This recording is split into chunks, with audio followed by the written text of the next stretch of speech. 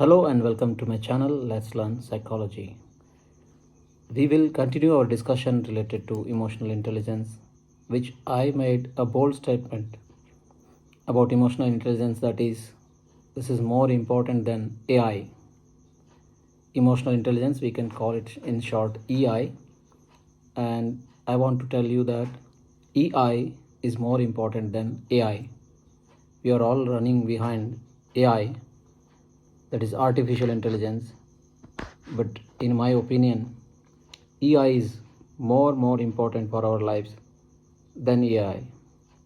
So what is the reason behind all this? Behind this statement is, in the whole world, if we want to see the virtuous people, the people with principles, people who are not controlled by their impulses, people who are well disciplined, people who are contributing to the organizations in which they are working, people who are true to their self, all these people have high emotional intelligence, regardless of their intellectual abilities. In the book Emotional Intelligence, Daniel Goleman tells us one interesting example. He was boarding on a bus in a busy American street, and that bus driver was greeting everybody with a smile and asking them how they are doing. And then when author entered the bus, everybody who entered the bus, he treated everyone in the same way. When this journey started, on the way, he explained them, he started giving them running commentary about what are all the things that are there on the street, what are all the new things are happening, which is the new movie that is released, and he was giving informations. And this talk was so interesting.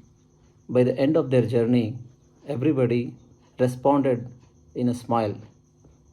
So how can one job that was technically a driver job, but he made all the people who were sitting in that bus changed, this change aspect and this great aspect of being part of solution. So these people were not so far recognized in the field of psychology when this book was being written. So Daniel Goleman was inspired by the situation. He thought, we are not recognizing these abilities. This didn't cover under the definition of intelligence, which was about numerical ability, analytical abilities, and many other things. Then later on, the definition got improved by Howard Gardner. The concept of multiple intelligence came. In that multiple intelligence, we also discuss about this emotional part aspects of it, but so far there was no much in detailed work was going on. So now, emotional intelligence, what are the core competences of emotional intelligence? Emotional intelligence has got two aspects according to Harvard Business School. One is awareness part and another one is action part. So in awareness part, you are being aware about your emotions, you are being aware about others' emotions, and in action part, you are being able to restrain your impulses, manage your emotions, and you are being able to manage others' emotions and handle the relationship in an effective manner. And you are also being able to motivate yourself to do good things or great works. Not necessarily with the big works, but whatever the work you are doing.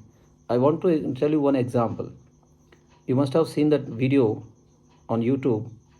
That one traffic police constable, he was so famous that on the street he used to do Michael Jackson moves. So people around the street used to stay there and watch him. So one job doing on street in a busy road and in heat and with all pollution, any man can grow angry and stressed up, but this man was doing Michael Jackson moves.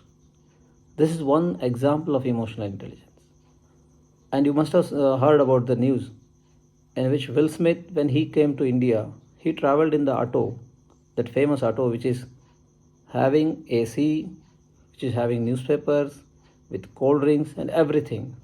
That just one auto driver, he understood the importance of taking care of his customers. This is emotional intelligence. He knew what is going on in the customer's mind, what he likes. How can he remember this ride forever? So these are the people, they are really emotionally intelligent people. And emotional intelligence, according to Daniel Goleman, is one of the major factors for success and well-being. We will discuss all these things in detail. So how can we develop emotional intelligence and why it is so crucial to instill this knowledge and development of emotional intelligence in young people. Today we see most of the parents, most of the teachers complain about the students, especially adolescent and young kids, that they are being more indisciplined, more unruly, quickly becoming angry, and they are also emotionally troubled. They have they don't know how to express their emotions, or they don't know how to control, or sorry, how to restrain their impulses. So this is very important thing. We will discuss all these things. I request all the parents to join the class, and it will be a fruitful discussion, I hope. Thank you everyone.